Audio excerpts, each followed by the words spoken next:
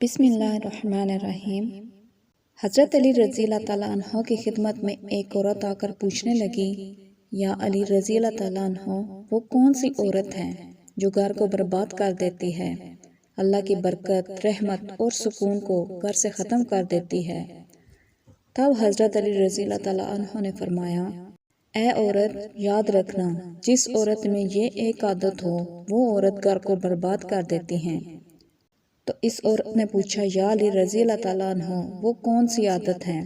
حضرت علی رضی اللہ تعالیٰ عنہ نے فرمایا، جو عورت کھانا پکاتے وقت اللہ تعالیٰ کا نام نہ کیے بغیر شروع ہو جاتی ہو، اور کھانا پکاتے وقت دل و دماغ میں حسد، نفرت اور دوسروں کے لیے بغض رکھتی ہو، تو یہی وہ عورت ہے جو اپنے ہی ہاتھوں سے اپنے گھر کو برباد کرتی ہے۔ یاد رکھنا، جب بھی اللہ تعالیٰ کا رزق عورت پکاتی ہے تو اس کے احساسات اس کھانے پر اثر کرتے ہیں، اور یوں اس بغض، نفرت اور حسد سے پکایا ہوا کھانا اس گھر میں جو بھی کھائے گا، ان کے وجود میں بھی وہی احساسات پائے جائیں گے۔ گھر کا سکون، امن ختم ہونے لگے گا اور اللہ تعالیٰ کی برکت اور رحمت اس گھر سے دور جانے لگے گی۔ تو اس عورت نے پوچھا، یا علی رضی اللہ تعالیٰ عنہ، اس سے بچنے کا کوئی حل؟ حضرت علی رضی اللہ تعالیٰ عنہ نے فرمایا،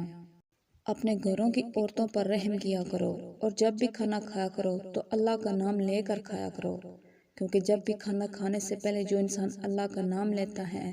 تو اس کھانے سے ہر وہ نحس احساسات ختم ہو جاتا ہے جس سے انسان کے کاموں میں رکاوٹیں یا پریشانیاں آنی ہوتی ہیں۔